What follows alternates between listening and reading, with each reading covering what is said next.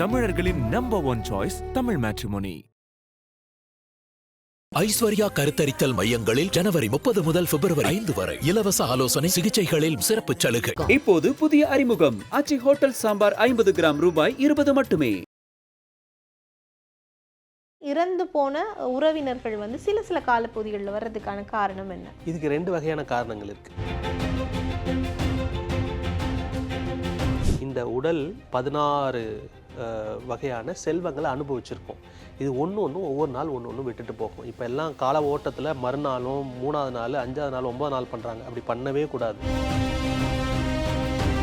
16 வகையான ஆசைகள் விட்டு போகும். 16ஆவது நாள் பெரும் படையல் போடுவாங்க. அவங்க சொந்தம் பந்தம் எல்லாம் அவங்களுக்கு பிடிச்ச மாதிரியான பொருட்களை சமைச்சு எடுத்துகிட்டு வந்து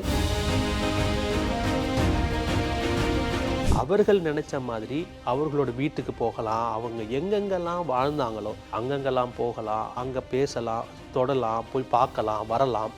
இவர்களுக்கு அந்த வாய்ப்பை அந்த 16ஆம் நாள் கருமாதின்னு சொல்கிறாங்க இல்லையா, அது கருமாதி கிடையாது, கரு ஆதி பூசை. கரு ஆதியை அடைய போகின்ற பூசை, கரு ஆதி பூசை தான் இன்னைக்கு கருமாதின்ட்டாங்க. கொதி நிலையிலேயே இருந்துருக்கு. இதே கொதி நிலையில் வரும். இன்னும் சொல்லப்போனால் ரொம்ப மோசமான செயல்கள்லாம் செய்வாங்க. நீங்கள் ஒரு கனவை நீங்கள் சரியாக ப்ரிடிக்ட் பண்ணி அதை நீங்கள் எடுத்துகிட்டு போகலைன்னா எங்கே வரைக்கும் வருது பாருங்கள். உண்மையிலேயே நம்ம சாமிகளுக்கு கோரை பற்பல் இருந்துச்சு. இப்போ கடந்த காலத்தில் தான் பார்த்திங்கன்னா, இப்போ ஒரு சமீபமாக ஒரு 20-30 வருடங்களுக்கு முன்னாடி தான் பார்த்திங்கன்னா கொஞ்சம் கொஞ்சமாக எல்லாத்தையும் மாற்றினாங்க. ஒரு 48 நாள் நீங்கள் முடிக்கும் பொழுது யார் பூசை பண்ணாலும் சரி அவங்களுக்கு நடக்கும். இதில் ஸ்பெஷல் என்ன தெரியுமா? ஒரு பெண் அதை செய்யும் பொழுது என்ன கேட்டாலும் கிடைக்கும். ஏன்னா உள்ளுக்குள்ளேயே கருவறையை வைத்திருக்கிறாங்க. ஆண்களுக்கு அது கிடையாது, பெண்களுக்கு மட்டும்தான் அந்த மகத்துவம் உண்டு. நாங்கள்லாம் போய் கேட்கணும், கருவறை முன்னாடி நின்று கேட்கணும். ஆண்கள், பெண்களுக்கு அப்படி கிடையாது. கருவறைக்குள்ளே கருவறையை நீங்களே வச்சுருக்கீங்க.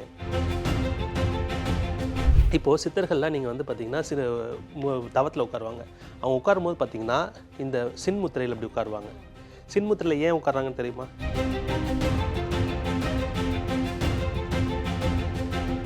ஐபிசி பக்தி நேயர்களுக்கு இனிமையான வணக்கங்கள். இன்று நம்மோடு மரவி ரமேஷ் அவர்கள். வணக்கம்.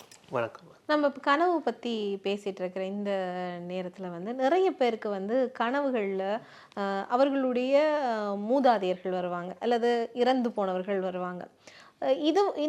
இவங்க எல்லாம் வரும்போது இது எதுக்கு வராங்கன்னா, இறந்து பல வருடங்களுக்கு பிறகும் சில காலப்பகுதியில் மட்டும்தான் அவங்க வருவாங்க. அதுக்கப்புறம் அவங்க வரமாட்டாங்க.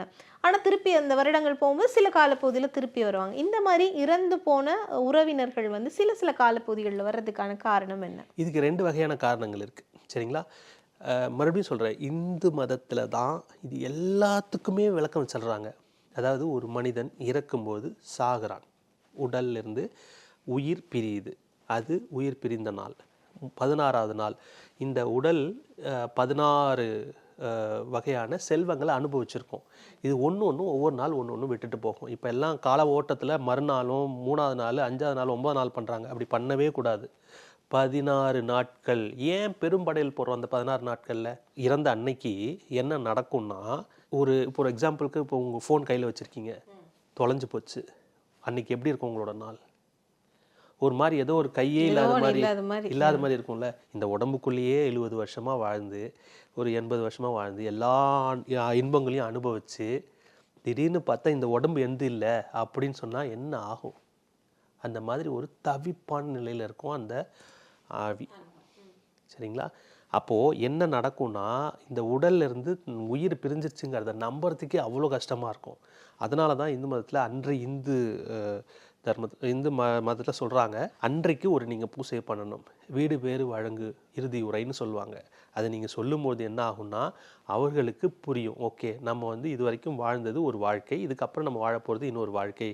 இது ஒரு பகுதி, இன்னொரு பகுதிக்காக நம்ம செஞ்சுருக்கோம் அப்படிங்கிறது புரிஞ்சு அப்புறம் என்ன பண்ணுவாங்கன்னா, ஒவ்வொரு நாளும் ஒவ்வொரு ஆசைகளும் விட்டு போகும். 16 வகையான ஆசைகள் விட்டு போகும். 16ஆவது நாள் பெரும் படையல் போடுவாங்க. அவங்க சொந்தம் பந்தம் எல்லாம் அவங்களுக்கு பிடிச்ச மாதிரியான பொருட்களை சமைச்சு எடுத்துகிட்டு வந்து முதல் நாள் இரவு முழுமையாக அவங்களுக்கு வந்து அந்த படையலை போட்டு, பெரிய படையல் போட்டு அவங்களுக்கு வந்து கொடுப்பாங்க. அவங்க எல்லாத்தையும் எடுத்துக்கிட்டு அன்று நிறைவு அடைகிறாங்க.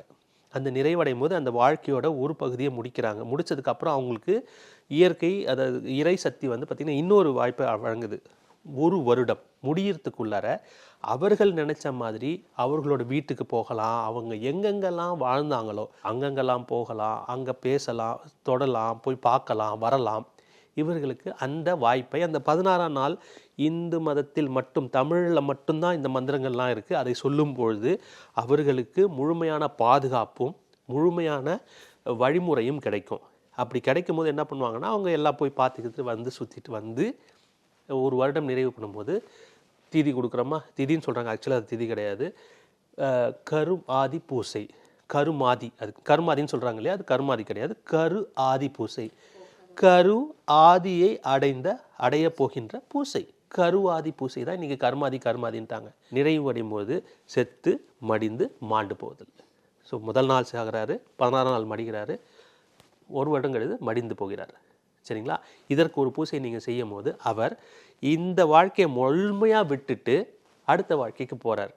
சரிங்களா? அடுத்த ஒரு வாழ்க்கைக்கோ இல்லை வந்து அடுத்த ஒரு பயணத்திற்கோ, ஒரு கடவுள் நிலையோ, ஒரு தேவதை நிலையோ, இல்லை தேவர் நிலையோ, இல்லை வந்து ஒரு மனிதருக்காக பார்க்கணும்னா மனித நிலையோ, இல்லை வந்து மிருக நிலையாக பார்க்கணும்னா மிருக நிலையோ, அதுக்கு என்ன வேணுமோ அதுக்குண்டான வேலைகளை பார்க்க போகிறார். அப்போது அதுக்கப்புறம் உங்களுக்கு உங்கள் குடும்பத்தோட ஒரு சில காலம் வந்து இடைவெளி இருக்கும். அவர் வந்து ஒன்று உங்கள் குடும்பாண்டவராக வந்துட்டார்னா உங்கள் குடும்பத்துக்குள்ளே வந்துடுவார், இல்லைன்னா அடுத்த பிறகு உங்கள் குடும்பத்தில் எங்கேயோ ஒரு இடத்துல பிறக்கிறார். சரி, இப்படி ஒரு சிஸ்டம் வச்சுருக்குறோம் இந்து மதத்தில். சரிங்களா? இதை நீங்கள் எதுவுமே செய்யலைன்னா என்ன நடக்கும்? வந்து சொல்லுவாங்க, நான் ரொம்ப கஷ்டப்பட்டுட்ருக்கிறேன், அழுவாங்க, ஒரு மூலையில் உட்காந்து அழுவாங்க. இல்லைன்னா ரொம்ப இதெல்லாம் காட்டுவாங்க, ரொம்ப வித்தியாசமான சில விஷயங்கள்லாம் காட்டுவாங்க. அவங்கள யாரோ பிடிச்சிட்டு போகிற மாதிரியும் ஒரு விதமாக டிஃப்ரெண்ட்டாலாம் காமிச்சிட்டு, எனக்கு தெரிஞ்சு நான் பார்த்துருக்காங்க, ஒரு ரயில் பயணத்தில் வந்து வழிப்பறி கொள்ளையர்கள் அள்ளி போகிற மாதிரி எடுத்துகிட்டு போகிற மாதிரிலாம் வந்து கனவு வந்திருக்கு. அதுக்கு என்ன அர்த்தம் அப்படின்னா, இந்த சரியான பூசைகளை நீங்கள் செய்யலை அப்படின்னா இங்கே அருள் திருட்டு செய்வதற்கு பல பேர் இருக்கிறாங்க.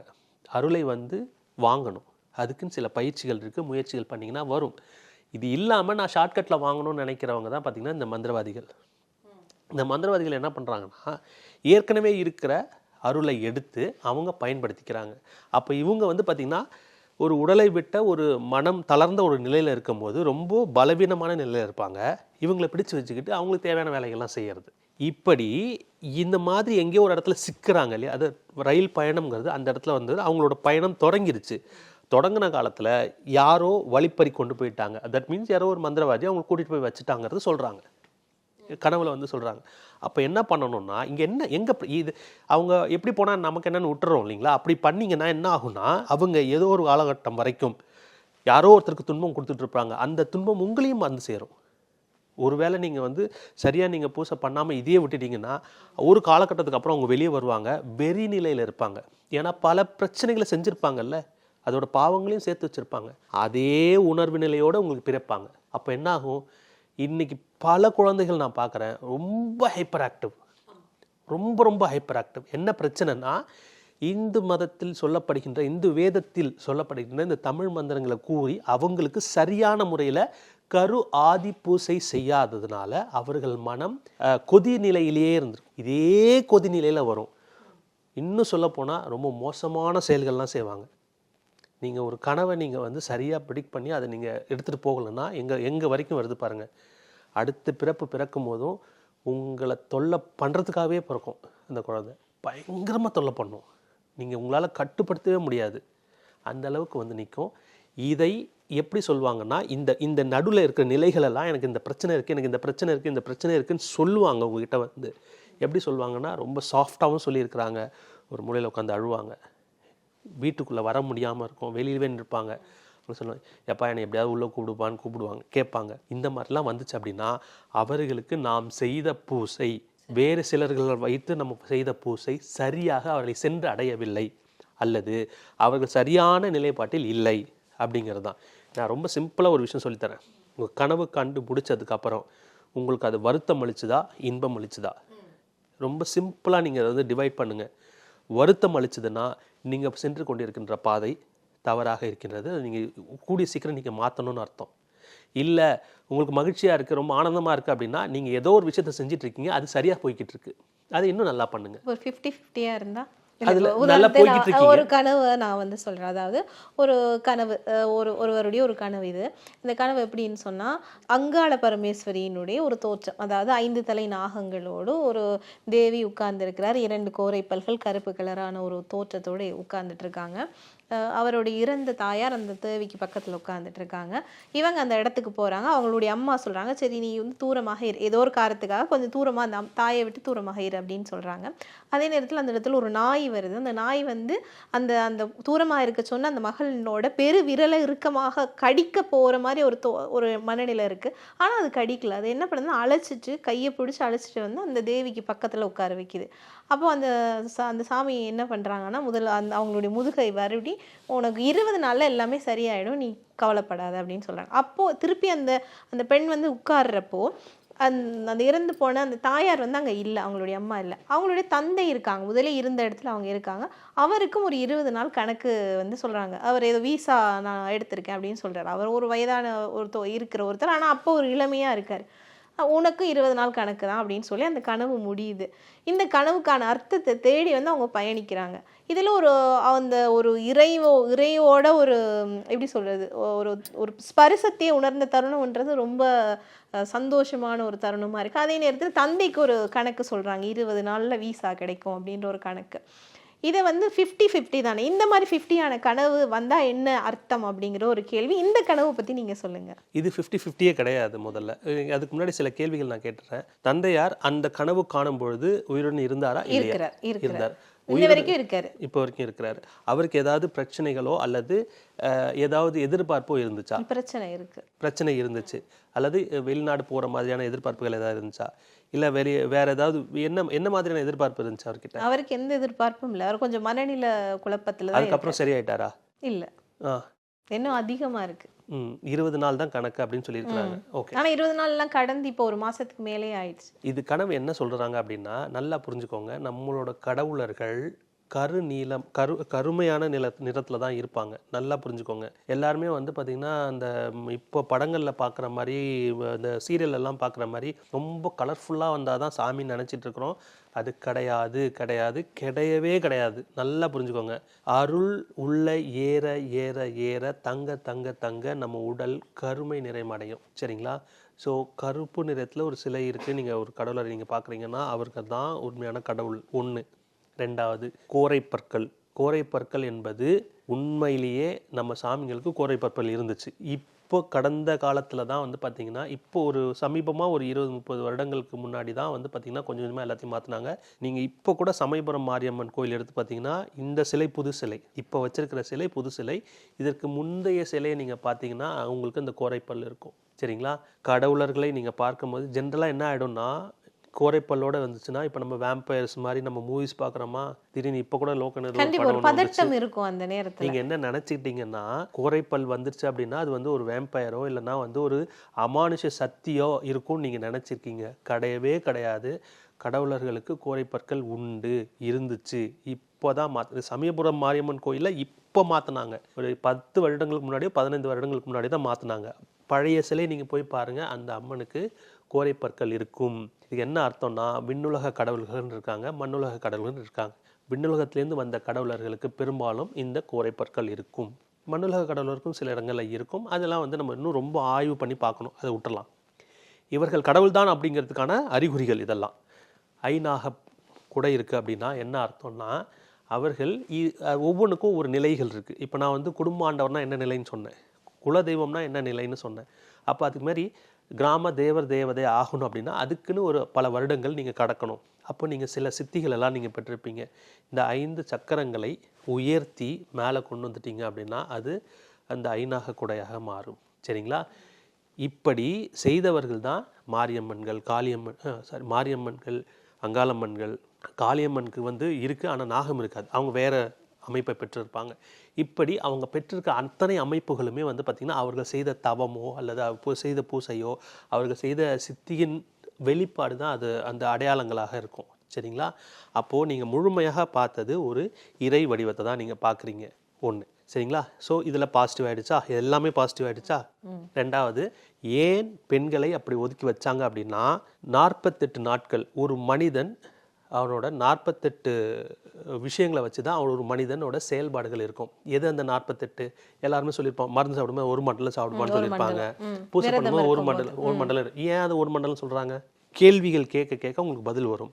27 விண்மீன்கள், 12 ராசிகள், 9 கோள்கள், இதை நீங்கள் கூட்டுத்தொகை 48. இப்போது ஒரு பூசையை நீங்கள் ஆரம்பிக்கிறீங்க, ஏதோ ஒரு காரணத்துக்காக, ஏதோ ஒரு வேண்டுதலை நம்பி நீங்கள் ஒரு நாள் பூசை ஆரம்பிக்கிறீங்க.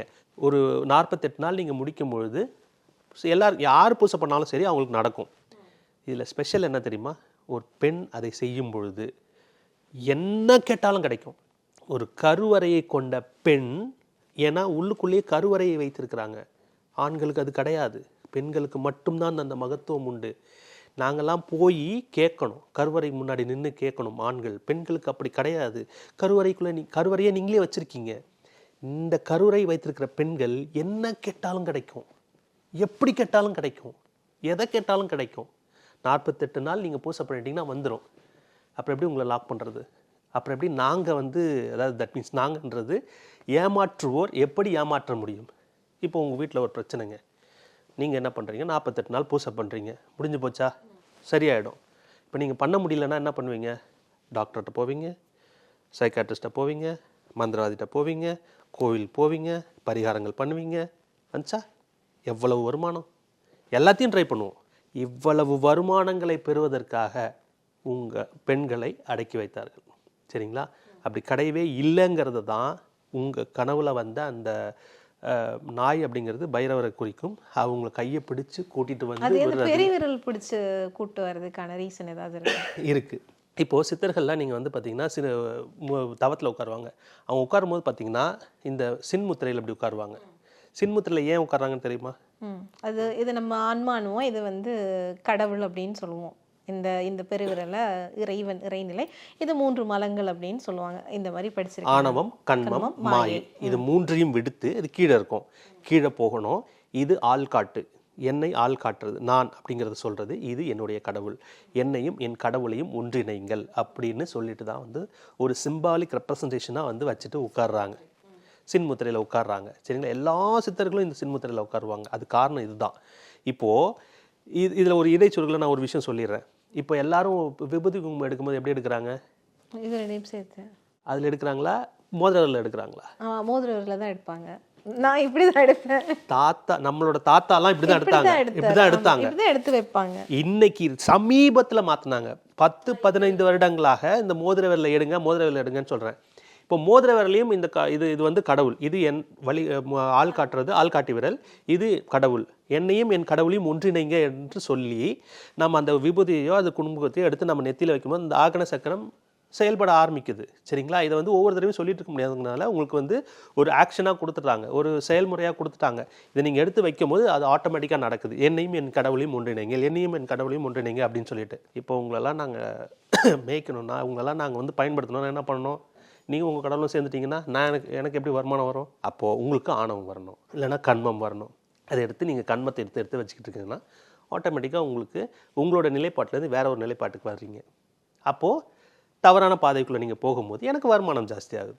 ஸோ இந்த மாதிரி மடைமாற்றம் செய்வதற்காக, நம்மளை ஏமாற்றுவதற்காக திட்டமிட்டு செய்யப்பட்ட சதி தான் இதெல்லாம். சரிங்களா? இந்த முறையில் நீங்கள் எடுத்தீங்கன்னா, இப்படி எடுத்து நீங்கள் வைக்கும்பொழுது உங்கள் ஆணவம் உங்களையும் உங்கள் கடவுளையும் ஒன்றிணைங்க அப்படின்னு சொல்லி நம்ம வைக்கிறோம். இது இப்போ நம்ம என்ன பேசியிருக்கிறோம்? கடவுள் அப்படி. அப்போது அழைத்து செல்வது கடவுள். புரிஞ்சுக்கிட்டிங்கன்னா கனவு ரொம்ப அழகாக இருக்குங்க. நீங்கள் ட்ரெஷர் ஹண்ட் விளையாடுற மாதிரி இருக்கும். நான்லாம் ரொம்ப என்ஜாய் பண்ணி கனவு ரொம்ப ஞாபகம் இருக்கு. நடந்து ஒரு மாதமானாலும் அப்படி இப்படி ஒரு வீடியோ மாதிரி ஞாபகம் இருக்கு. ஸோ உங்கள் கடவுள் என்ன பண்ணுது? அம்மா தெரியாமல் சொல்கிறாங்கம்மா, நீ அப்படி இல்லை, நான் உன் கடவுளை அழைக்கிறேன் வா அப்படின்னு சொல்லி உங்களை கூட்டிகிட்டு போய் உங்களை உட்கார வச்சு உங்களை முதுகில் தடை விடுறாங்கன்னா உங்களுக்கான ஏதாவது ஒரு பிரச்சனைகள் இருந்திருக்கலாம், இருக்கணும். அதை 20 நாளில் சரி பண்ணி கொடுத்துட்றேன்னு அவங்க வாக்கு கொடுத்துருக்குறாங்க. சரிங்களா? அதே வாக்கு தான் உங்கள் தந்தையாருக்கும் கொடுக்குறாங்க. இப்போ அந்த இடத்துல அம்மா இல்லை. அம்மா இல்லைன்னா என்ன அர்த்தம்னா, அவர் புரியாமல் இருந்துட்டாங்க. புரியாமல் செஞ்சதை நீ புரிஞ்சுக்கோ. அத்தனை நேர்களுக்கும் சொல்கிறேன், 48 நாள் ஒரு பூசையை நீங்கள் செஞ்சு பாருங்கள்.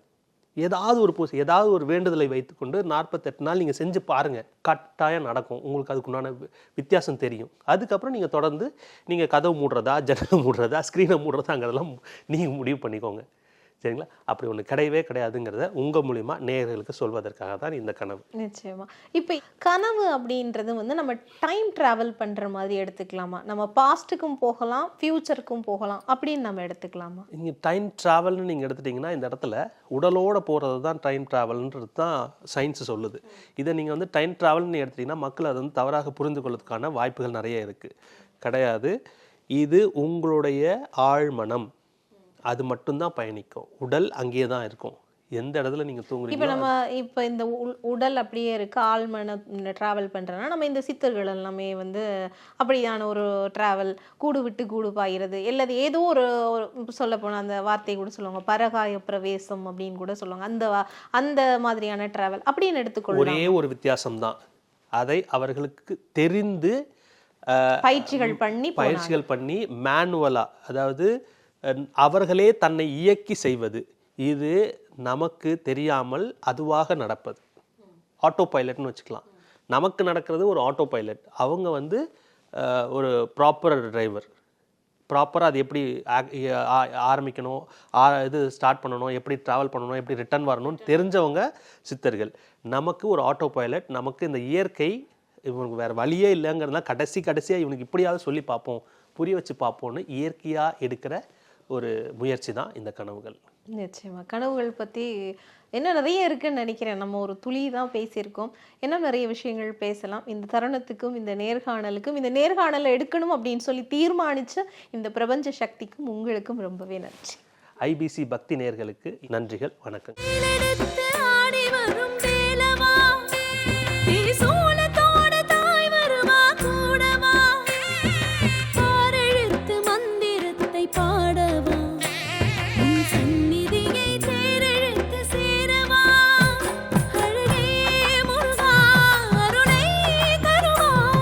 தமிழர்களின் number 1 choice Tamil matrimony. Aishwarya கருத்தரித்தல் மையங்களில் ஜனவரி 30 முதல் பிப்ரவரி 5 வரை இலவச ஆலோசனை, சிகிச்சைகளில் சிறப்பு சலுகை. இப்போது புதிய அறிமுகம், ஆச்சி ஹோட்டல் சாம்பார் 50 கிராம் ரூபாய் 20 மட்டுமே.